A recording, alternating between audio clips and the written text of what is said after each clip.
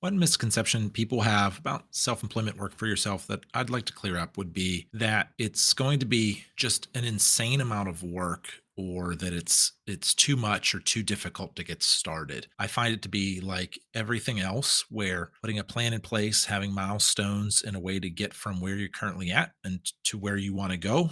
Kind of like using a GPS in the car, it helps you get there, and that can help you get started with your business. I can help you leave where you're at and get moving with your entrepreneurial venture. But then that's how you then take it from wherever you start to the first growth steps to maybe your first employee to continuing to grow, pick up more market share and grow that way. And it's always working these chunks, 30, 60, 90-day sprints, as I like to do, to keep it moving.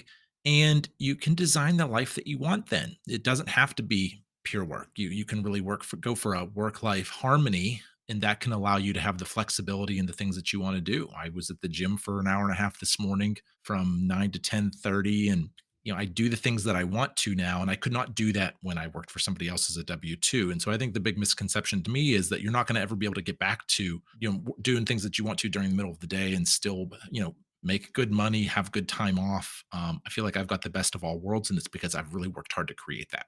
You are listening to the Self Employed Success Podcast. This is your source for inspiration, advice, and strategies for building financial independence without a traditional corporate job. Each episode features interviews with successful entrepreneurs, freelancers, and business owners who have achieved financial freedom through self-employment. Whether you're just starting out on your entrepreneurial journey or you're a seasoned pro looking for new ideas, this podcast will give you the tools and insights you need to create a life and business that you love. Join us as we explore the world of self-employment and learn how to build the income, the freedom, and fulfillment you deserve.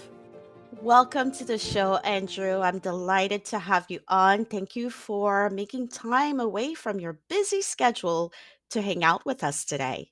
You are super welcome. Thank you for having me on. I'm looking forward to it today. And so, the title of this episode, I love it: Breaking Free from the Corporate Mold, a Journey to Starting a Law Firm. Ah, wow. Amazing. And so, we want to hear that journey because someone right now is listening and they are either sitting at their cubicle with their headphones on listening to us, or perhaps they started their whole entrepreneurial journey, but yet they need a little bit more boost in strategies and actions to continue. And so we want to hear your story, Andrew. Take us back that day, that moment, that time, that year, that month when you were in that corporate, right, industry space, yet you felt something, right? And you decided to start this journey. Tell us a little bit about you, your story, and how you got here. The entrepreneurial story, as most people kind of see it, started in 2017 and 2018. But before I go there, I need to go further back in my career. So I'm an electrical engineer, by schooling, and took, my first couple of jobs out of school in defense industry and the nuclear power industry. And my second job was at this really cool company here in the Pittsburgh area. It was called PKMJ, and they were family owned business. They had gone from literally two, three, four employees to, 50 and 60. And then they broke 100 and then 200 employees and kept growing. And then ultimately sold and kind of did what a lot of entrepreneurs want to be able to do and got acquired. And when I worked there, I got to work with the president of the company and the top couple of folks there and really got to see a look in. And I thought it was so cool that they had taken this from one person and two people and grew it to, I mean, a real serious business that was doing serious revenue and really helping a lot of folks in industry. And I thought it was so cool. And so that was my first glimpse into, you can work at this place or you can create this place and you get to pick which one you're going to do, but they are different paths. And so about that time is when I met my now current wife, Tracy, and she's an attorney, and she was, we met and she was in law school, and then she graduated and took her, first job. And she always said, I really want to start my own law firm. And I thought that was great. I had been in, again, working for other folks and said, I think that is cool. There's people that start their own businesses. That's really neat. I support that. And so we fast forward to January of 2017, and she came home one day and said, I'm done. This is it. I'm starting my own law firm. Some things happened at work. I'm just being treated a certain way, and I'm tired of not, kind of being captain of my own ship. I'm gonna do it." So I said, I support that again. I think that's great. How can I help? She said, I don't know, just kind of be supportive, and you know a lot and you've done a lot in your jobs. Anything would be helpful. So we started laying out the business plan, the expenses, what it would take, looking for office space.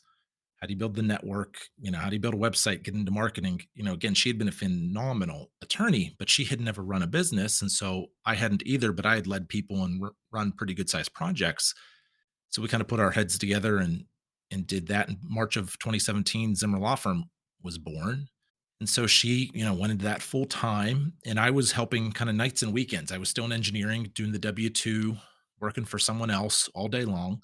I would come home, hang out with Tracy. At the time, we only had one kid, Maddie. And so we'd hang out and do dinner and put her to bed. And then after that, then I would jump in QuickBooks, work on the website, do the transactions, build out a new, SEO campaign, anything I could do to help. And I went, man, I'm having so much fun. This is exhausting. I'm working 16-hour days, working all weekend, but I love my second job more than the first one. So we started having talks more and more about when I could join and we could join forces. And our hope was between 3 and 5 years, which would have been 2020 to 2022, is when we really thought I would come in. And so we get to about December of 2017. Tracy's like, there's just no way we're going to hit the revenue goals that we need to bring you in to pick up your salary unless you come in. We're not going to be able to get that cart before the horse. And so she looked at me and said, do you really want to do this or not? I think we would be a great team. It would be a lot of fun to work together completely, but you have to give up your career. You keep talking that you want to. So it's time. So I had to go home and really think about that. I had between, all the benefits and, 401k match. I mean, I had, a six-figure salary, retirement, healthcare, time off. I mean, I had what you most people want, right? So the folks listening, I had that safe, secure, what we're all taught that we're supposed to go for. I had that. I had achieved that and was working well up through that environment. I went, but I freaking hate it. And so I thought about it for a day or two and told Tracy, I'm in. So I put my resignation in, told my boss, we shook hands, tried to find a replacement for me, gave him a handful of weeks to make it a smoother transition. And March 15th, 2018, I walked out of engineering for the last time and into the law firm full time. And so that was now 5 years ago, earlier this week or last week rather. And it's been an absolutely wonderful journey. We've hit more goals faster than I ever could have thought. We've grown. We've hired people. We make an impact and a difference in our community. We help just an insane number of people every year. And it all started with taking a chance, betting on ourselves, and doing that hard thing of changing from where you're currently at. And just I can relate to anybody listening who goes, you don't understand. I've got a mortgage, house, I've got car payments, I've got kids. It's a lot to walk away from. Yeah, been there, done that. I fully understand how hard it is. And I did that. And it's very rewarding. It's very scary. But at the time, that was the biggest, hardest decision I made. And now when I look back, that really wasn't that hard. I do much harder things on a daily basis, but that kind of built that muscle of make tough decisions and stand by them. What would you say, Andrew, for someone that is definitely wanting to invest time and energy while they have this corporate job? Because here's the thing, I have found I come from that world as well, where I would sit at my cubicle. I was at the six figure as well. I was the product of the pandemic layoff situation that's happened, unfortunately, hence how I ended up being self employed full time, right?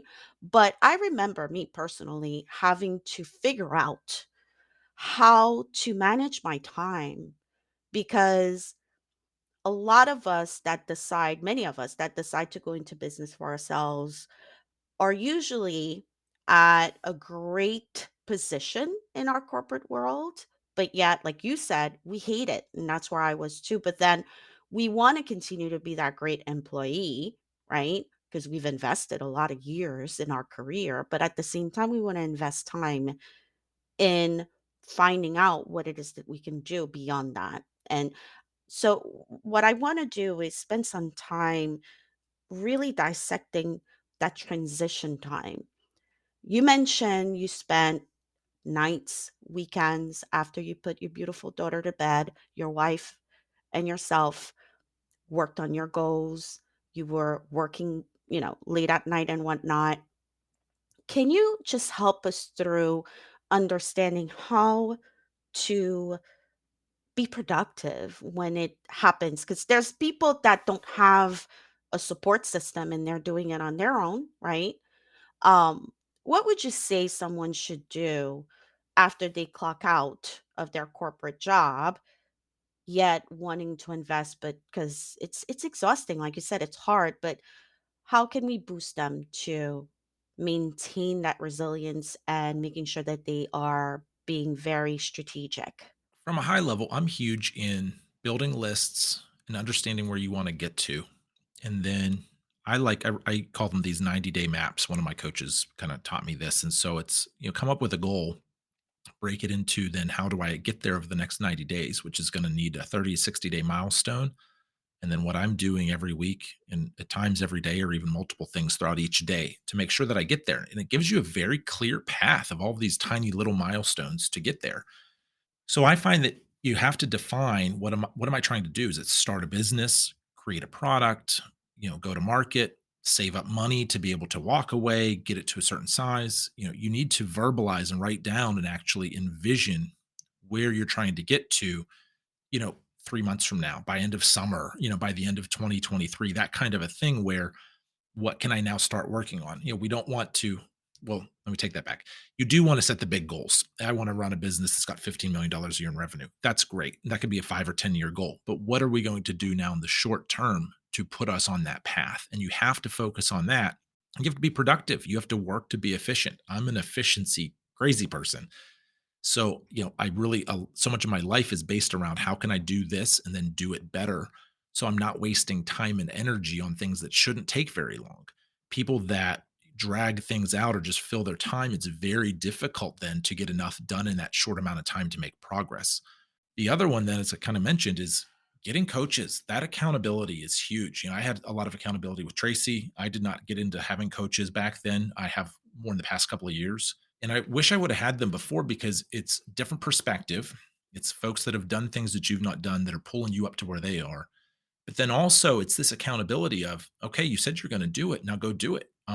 If somebody either doesn't, I guess, have the money for coaches, I think you can always make it. But if not, sometimes using social media and kind of putting yourself out there and saying, this is what I'm going to accomplish, that chance of public humiliation can be really a powerful motivator because if you say, I'm going to launch this, you put it out there, you're not going to want to have to go back and eat those words. And so that can be a great way to hold yourself accountable. But ultimately, it's this accountability concept of set a goal, make the steps, of what you're going to need to do to get there, but then make them actually happen. And you have to work on that.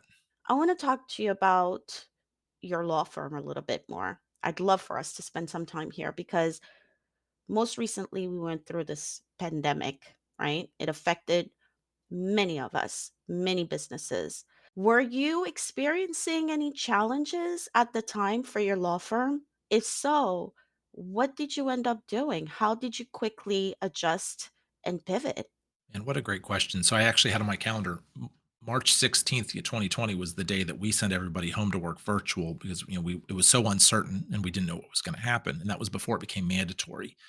And for us, we were already uh, I guess a very remote capable law firm. At that time, we did it maybe if you were on vacation, you could get logged in, or if somebody was not feeling good, they could work from home. But we all came in every day, but our phone service was app based. We have used cloud storage for files. We have just a very, I guess, kind of 20 at that time, 2020, up to date law firm where a lot of our colleagues didn't. And so on that morning of the 16th, we came in and told everybody take their stuff home, get set up, grab monitors and things, and we would keep humming along. And the first person came online about 2 hours later and said, "All right, I'm up, I'm working. Let me know how I can help you do something else." And everyone popped on within the next 30 or 40 minutes, and we kept going. We had a lot of colleagues, a lot of friends at firms where they took that first 2 weeks to slow the spread off. And then the next 2 weeks they took off because it was going to be too difficult to create the infrastructure to allow them to work remotely. They all had paper files, they had phones that were only ringing in office.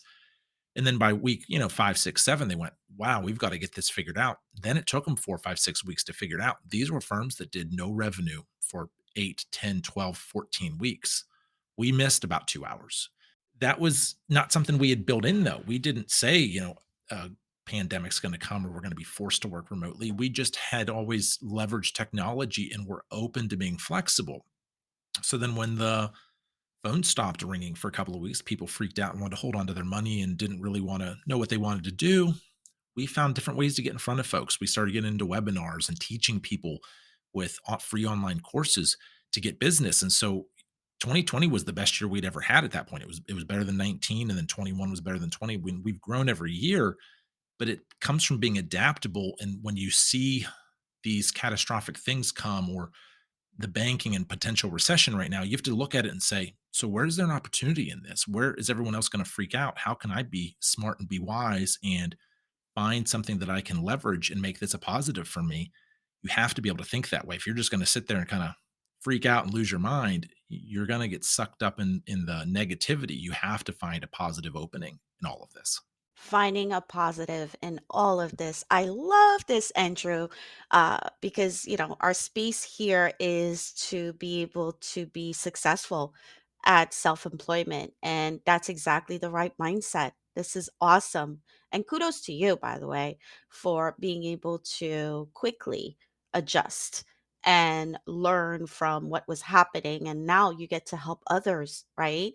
Be able to build successful businesses and give them the guidance and so on and so forth. And with that, I'd love for you to share a little bit more about what you offer. We know that it's a law firm. We have information in the show notes. Would you mind sharing a little bit more in regards to what we can find in the show notes in addition to your website? What's happening with Andrew? Absolutely. So a lot of the day to days around Zimmer Law Firm, we're an estates and trusts firm here in the Pittsburgh, Pennsylvania area. We're licensed in Pennsylvania and Ohio, and so we bring our kind of brand and vision of helping people put wills and trusts in place or carrying things out when they lose loved ones to as many people as we can. And so zimmerlaw.com is where people can learn more about us there if they're in those areas. And then kind of on the other end, I don't know, about year ago, I started getting into being a guest on podcasts and helping people and reaching out with more and more folks and leveraging social media and just wanting to give back to other entrepreneurs and folks. And so Tracy and I then more recently kicked off coaching for attorneys to help attorneys make more, work less, and increase their profit margins. And so right now the domain for that's then andrewzimmer.com. And that's where then we've got this program to be able to help specifically attorneys, especially in the transactional space. So not personal injury, not criminal and things like that, where they go, hey, we want to break the 7-figure mark. We want to work, not, we don't want to be in 80-hour days. We want to have balance and enjoy what we do, but do well. That's now what we've been helping people this year. And that's been a heck of a lot of fun. Oh, that's awesome. Really, really great. And all of this is in the show notes for you listening. First of all, I always say this once you get to that point of the episode, I always want to congratulate you because you've made it this far, which means that you have listened to everything. And that's awesome because to be successful as a self employee person, you have to have that accountability, just like Andrew shared, and tuning in to great episodes like this to hear about great stories like Andrew and being able to have the resources such as the ones that Andrew is sharing with you in the show notes for you listening is absolutely awesome. And so, congratulations for listening all the way to this point. Andrew, I am so grateful that you've taken time off from your busy day to come and talk to us about your amazing journey, what you have been able to accomplish to date. And I guess my last question to you is we talked about goals. What is the goal for your law firm coming into the next coming years? I mean, there's so much going on. You're on social, you're seeing all these AI and tools and the metaverse and all of that crazy stuff happening. And so What's going to happen to your law firm? What are your plans? What are your goals? Do you mind sharing with us really quickly? Absolutely. So it's funny, for the longest time we've had really mostly revenue based goals that trickle down. We're starting to now shift. And so we still have big revenue targets of doubling this year from compared to last year. And then we've got that built into 5 and 10 year goals that are really aggressive that way.